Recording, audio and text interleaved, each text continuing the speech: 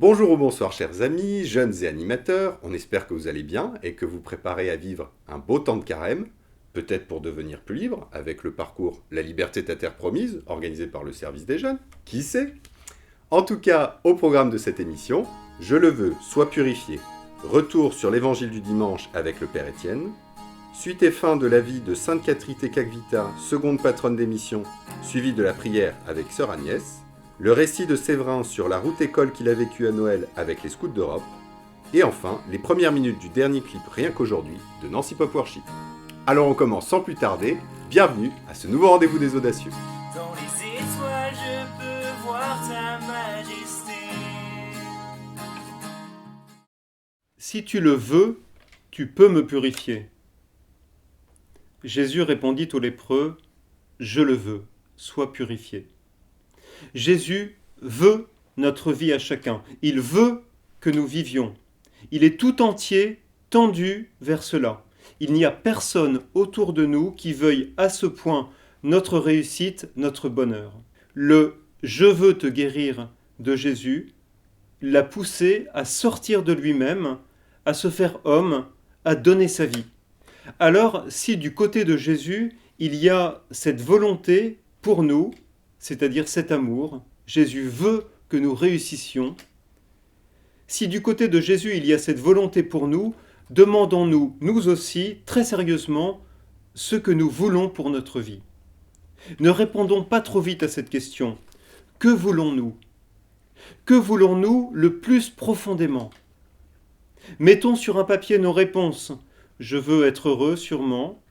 Je veux aimer, me donner. Je veux devenir de plus en plus moi-même. Et tant d'autres réponses possibles. Tirons ce fil. Que veux-tu ?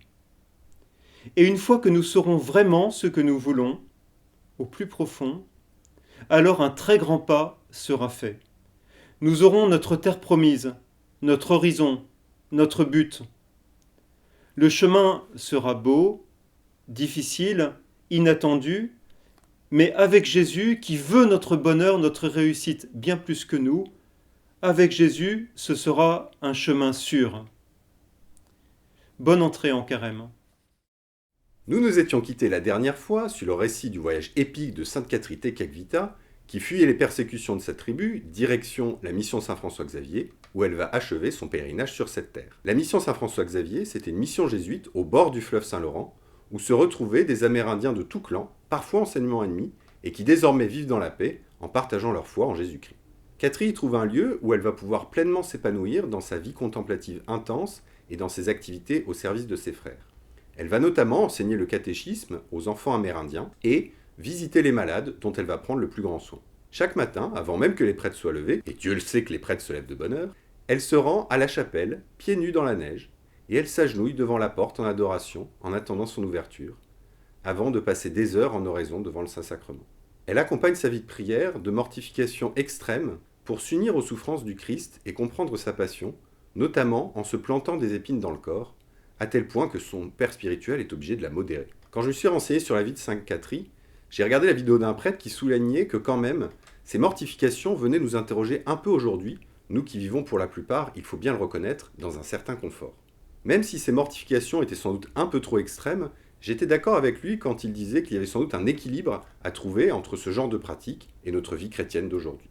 Bon, attention, hein, n'allez tout de même pas chercher un martinet pour vous fouetter le dos juste après avoir vu cette vidéo, je ne voudrais pas être mal compris. Pour en revenir à Sainte Catherine, elle reçoit sa première communion en 1677, à l'âge de 21 ans, et très vite elle manifeste le désir de devenir religieuse, d'être consacrée à Dieu. À nouveau, son père spirituel l'en dissuade, la jugeant trop jeune dans la foi, mais surtout parce qu'il ne voulait pas susciter de l'incompréhension chez ses frères amérindiens, qui même s'ils étaient devenus chrétiens, n'auraient jamais compris qu'une femme indienne ne se marie pas pour devenir religieuse. Néanmoins, un autre père jésuite, le père Frémin, lui propose un vœu privé, et le 25 mars 1679, elle prononce son vœu définitif de consécration à Dieu dans la virginité. Désormais, toutes les heures de sa vie sont consacrées à Dieu. Elle redouble alors d'efforts dans ses missions auprès des enfants et des malades, et elle ne se consacre plus une seule minute pour elle-même.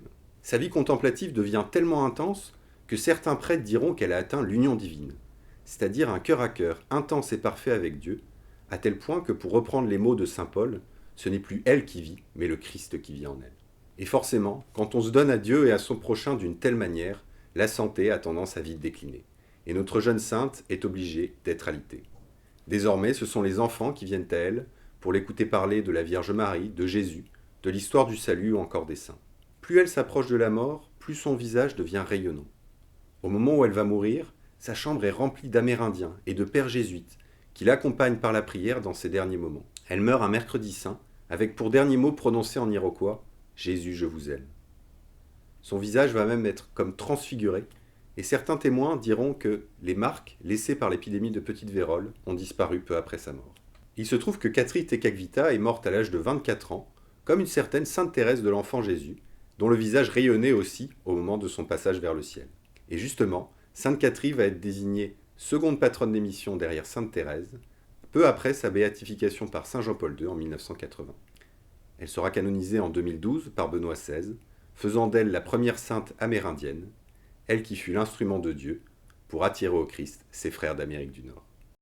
Place maintenant à la prière de Sœur Agnès, avec les enfants des aumôneries des paroisses de Saint-Dominique et de Sainte-Marie en Pays de Celle.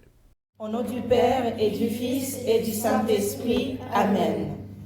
Seigneur, nous te rendons grâce pour la vie de Katri, deuxième patronne des missions. Elle est de tout entière un message de simplicité évangélique, de générosité, de confiance et d'amour ardent pour le Christ. Nous te rendons grâce pour Sainte Katri, comme une grande sœur auprès de Dieu. Elle veille discrètement sur nous. Malgré ses limites et les résistances de son milieu, elle a su témoigner de la présence du Christ et de Marie dans sa vie. Que son amour pour Jésus et Marie nous inspire les paroles et les gestes de la fraternité, de la réconciliation et du pardon. Que Dieu nous donne le courage, l'audace et la force pour construire un monde de justice et de paix entre nous comme entre les nations. Comme elle, nous voulons aller à la rencontre du Seigneur, présent jusqu'au plus profond de la nature, et de devenir le témoin de la vie avec toi. Nous offrons notre louange au Père, au Fils et à l'Esprit. Amen.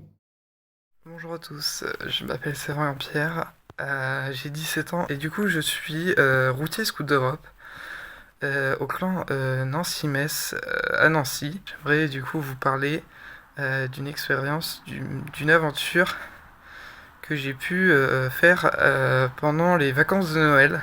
Une aventure juste incroyable, puisque je suis parti en formation en route école, donc formation pour devenir chef, du coup entre Lyon et le Puy-en-Velay, donc avec des paysages juste magnifiques, même grandioses. Il faut savoir donc que pendant une route école, donc on nous apprend un tas de sujets, parce que du coup c'est pour devenir chef, donc on aborde plusieurs sujets tels que du coup la prière, le service et la marche, puisque ce sont déjà les 3 piliers donc, de la route. Donc, pendant cette route école, donc, on a pu rencontrer des gens sur la route, parce que tous les jours on marchait, et on a pu rencontrer des gens juste incroyables qui nous ont accueillis chez eux. Ils ont toujours un tas de questions à nous poser, mais juste les rencontrer et prier après pour eux, parce que pour le bien qu'ils nous ont fait, c'est juste extraordinaire.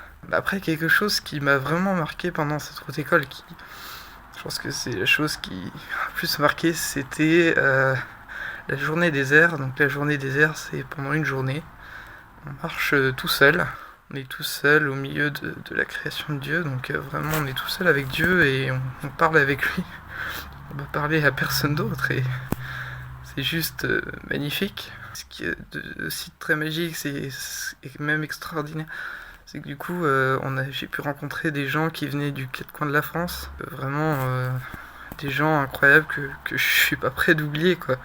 Franchement ça a été une expérience que j'oublierai peut-être jamais dans toute ma vie, mais voilà, si d'autres ont envie de partager cette aventure avec moi, cette aventure de la route, franchement je les invite à venir, c'est juste magique. Voilà. Voilà, on arrive à la fin de cette émission, on espère qu'elle vous aura plu. On vous rappelle donc le début prochain de notre parcours « La liberté, ta terre promise pour le carême ». Pour vous inscrire, rien de plus simple, un petit courriel à diogène@catholique-nancy.fr et ce sera fait. On se quitte comme à chaque fois avec Nancy Pop Worship. On vous propose cette fois-ci les 2 premières minutes de leur clip rien qu'aujourd'hui. Et si vous voulez le voir en intégralité, n'hésitez pas à aller sur leur chaîne qu'on mettra en description. Et d'ici la prochaine fois, que Dieu vous bénisse.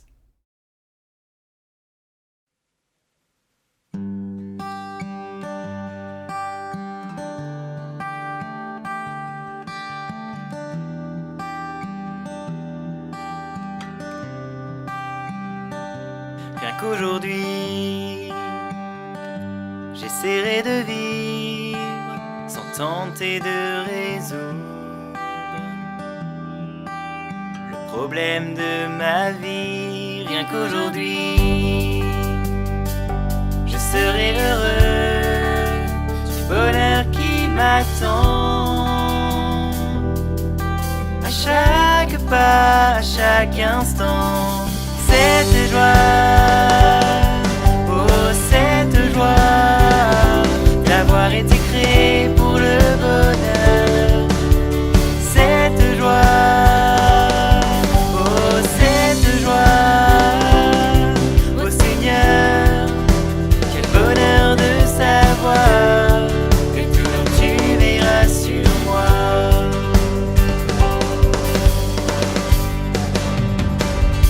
Rien qu'aujourd'hui, je ne craindrai pas, je n'aurai pas peur de m'en remettre à toi. Rien qu'aujourd'hui, je saurai faire face tout au long du chemin que tu traces. Cette joie, d'avoir été créé